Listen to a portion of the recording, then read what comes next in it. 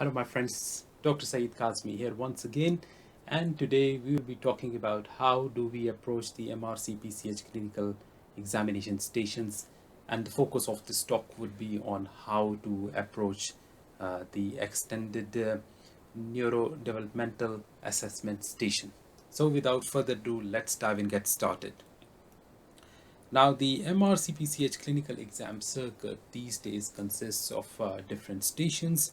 So the most important, which is always a permanent feature of these exams, is what we call as the long station regarding neurodevelopment. So this is a 23-minute station in which you have to do you have to take a history regarding development, and you also have to do developmental examination. You also have got one extended history and examination station, which also is of 23 minutes, in which you have to take history and do the relevant examination with the examiner and with the role player. You've got one history station proper, in which you only have to take history from role player. Then you've got two communication stations, in which you might have to break bad news, or you might have to discuss the investigations with the role player, or you might have to talk to a colleague. Like different types of scenarios can come in these stations. And then you've got the two video stations, in which you would be shown videos and you look at the different findings, and then you have to describe those findings and maybe discuss it with the examiner. So moving on with the focus of today's talk, that is the long station regarding development. So this is a 23-minute station. Now, before you start this station, you will be given 4 minutes for reading the scenario. So you'll be given a paragraph regarding the condition of the child, and you have to read that very carefully. You might be given some universal clues in the form of picture. Once your station starts, then you have got 10 minutes for history taking. So remember, 10 minutes for history taking, and after 10 minutes you've got 2 minutes to present your history to the examiner, and then he would ask you to proceed with the examination portion of the station. So remember, because this is a verbal exam these days, in the COVID adapted clinical exams, they do not give you the real patients. They just you have got role players, and it is done online, so you will have to verbalize your examination part. And as you are verbalizing different parts of your examination, the examiner will give you clue. Like, for example, if you say, I will examine the pulse, he would say the pulse is 120. And if you say, I will be looking for I will be examining his finger for clubbing, he would say, oh, well, clubbing is present, so on and so forth. So he will be giving you different clues. Then at the end, you've got 3 minutes for discussing the management with the examiner, which is usually a question answer session. And then you have to satisfy the examiner regarding the management of that condition that you have got in that particular station. Now, the common cases for the station these days are cerebral palsy. You can have a case of Down syndrome.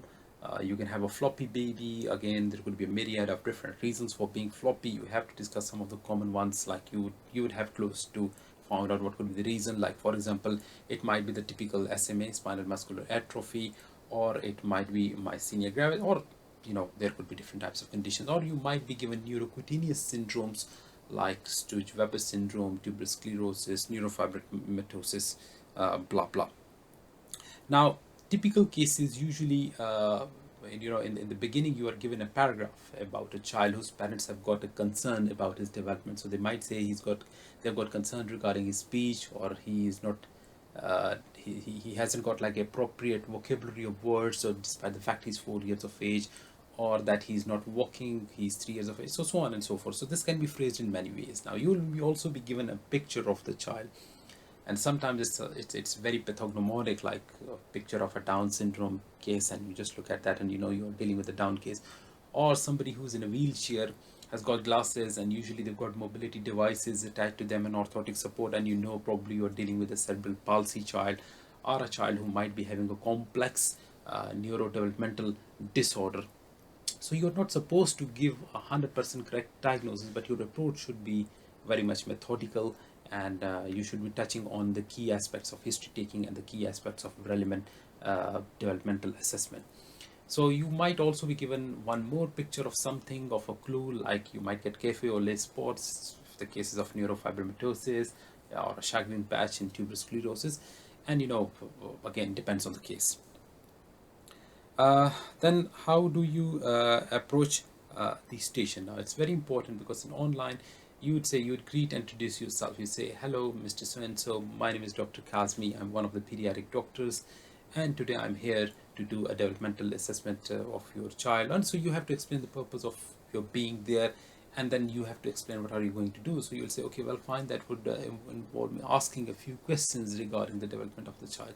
So ask the parents at the beginning if they are comfortable talking about it, and then start with the opening question, which should be based on the case introduction paragraph. So if they have got, like, they might say, I've got a concern regarding the development of the child. So say, okay, well, fine, I've come to know that you've got some concerns regarding your child's development. So can you be a bit more specific about what do you mean by development concerns?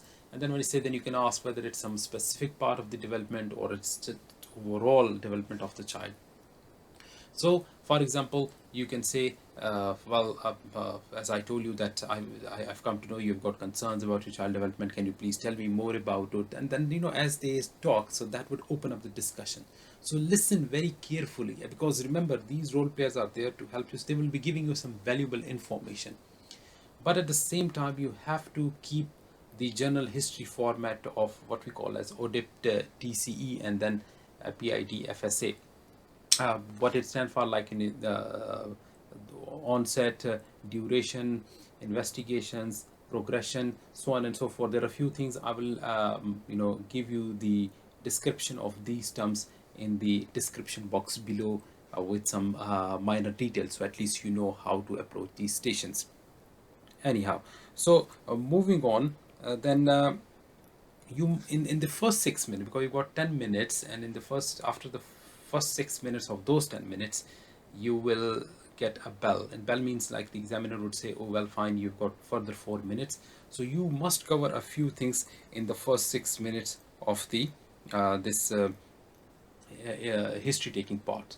So again, as I told you, that we have got this ODIPTC format. So all of this stands for onset. So, but let's say if they will say, oh, well, fine, my the child, I've got concern that the child is not speaking. So then we say, okay, well, how and when did you first notice anything suspicious? Like, if you go back in time, when did he start babbling? When did you first, you became suspicious that he's not speaking as he should be speaking?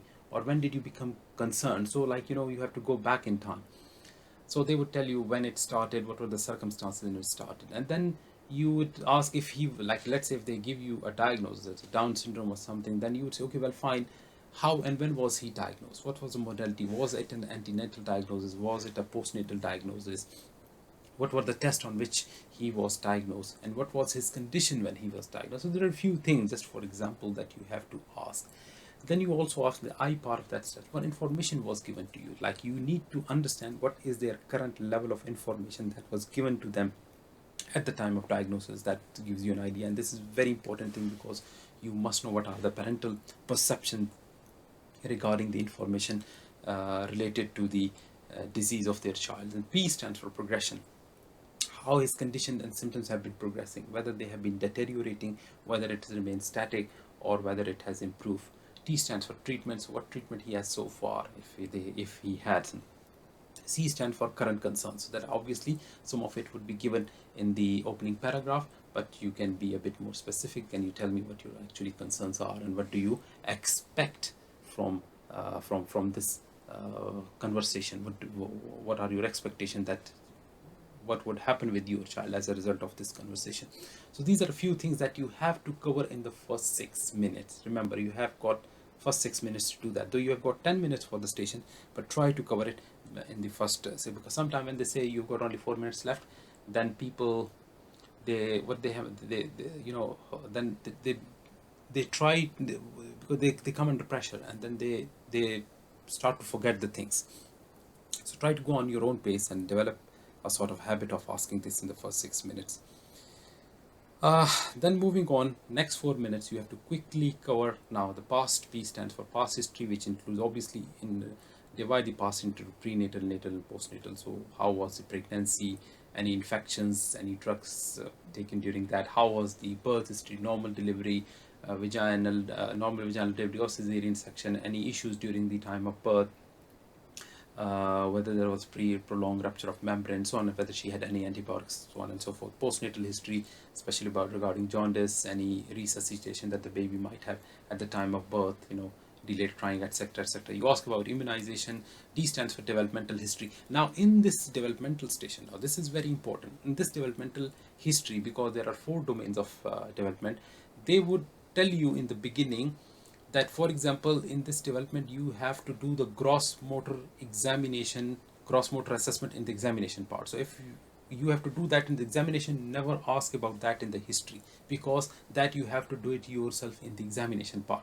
So remember, they would tell you in this station, they always tell you what you have to do as a part of your examination. So you do not ask about those questions. Like, for example, if they ask you, you have to do vision and fine motor developmental assessment, then you will never ask questions regarding these things. But the other domains, you have to ask the question. For example, they say, okay, well, fine, you have to do these vision and the fine motor development as a part of your examination. Then you will be asking about the gross development questions.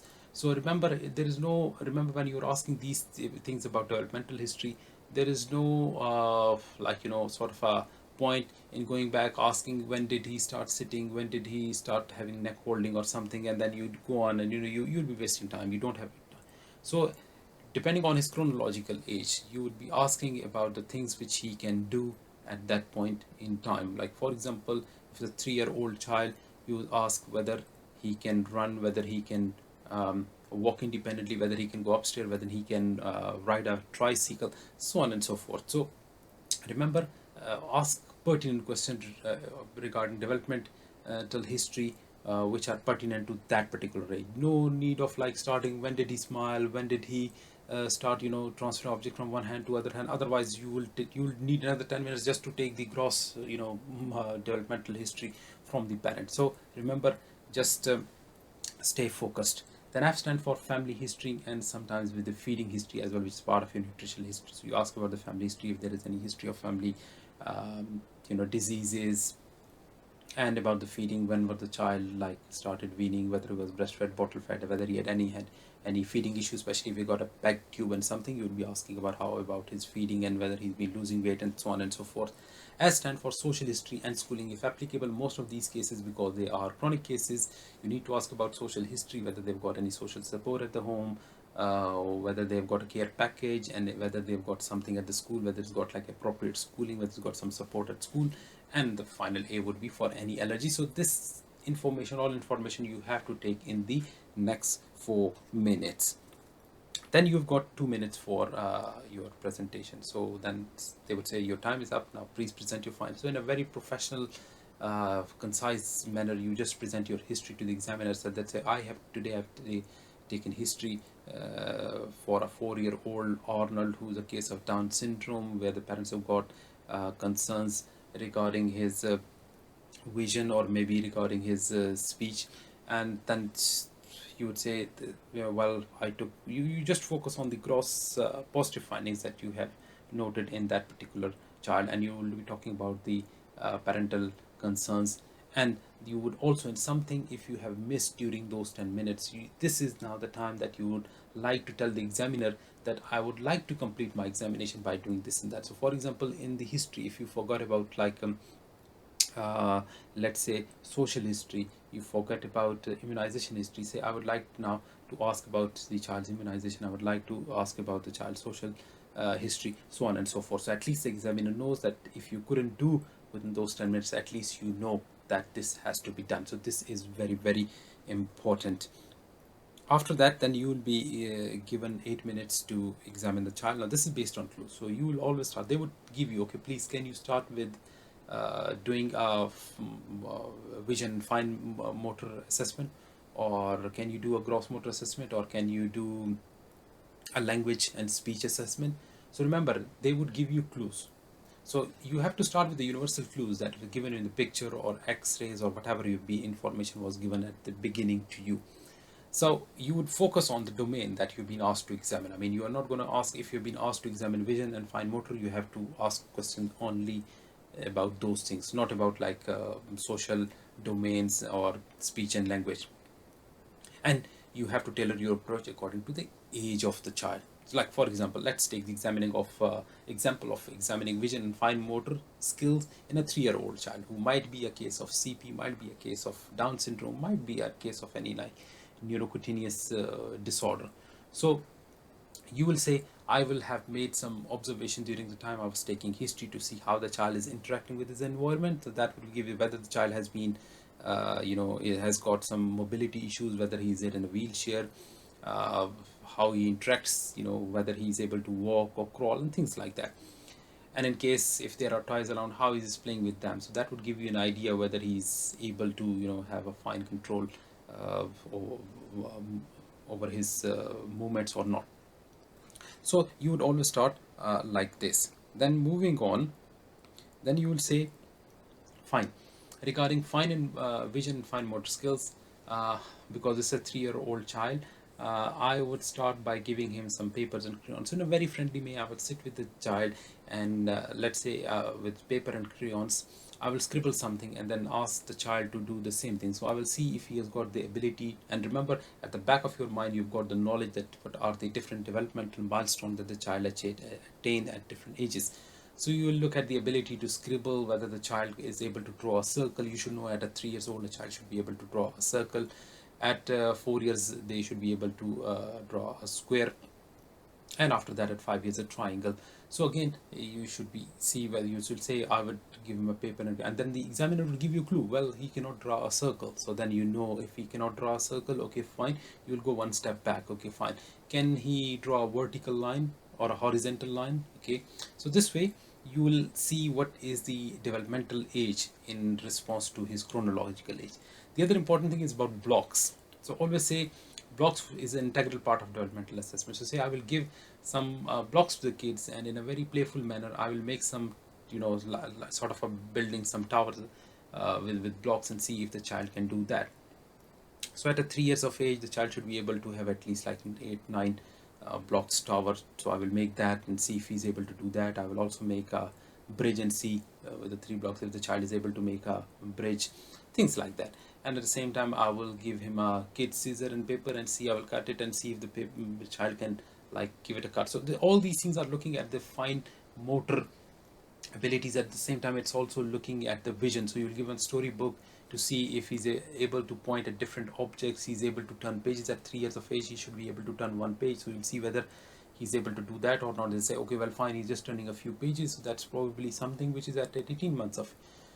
So as you are mentioning all these points, the examiner is giving you clues or positive findings. So you write it down if you've got a piece of paper with you, and that will give you an idea what is the developmental age of this child as compared to the chronological age. So once this is completed, remember with fine motor you have to use paper and scissors, blocks, scissors, and a storybook. These are the 4 integral parts of your arsenal for a fine motor and vision assessment in a neurodevelopmental station. So you have to mention, obviously you are not physically present doing these things, but you have to mention all these things. Now after this, once you have done it, and again you have to present your findings that okay, today Arnold was not able to do this, or he was able to do this, so that makes that his developmental age is around 2 years while his chronological age is around 3 years.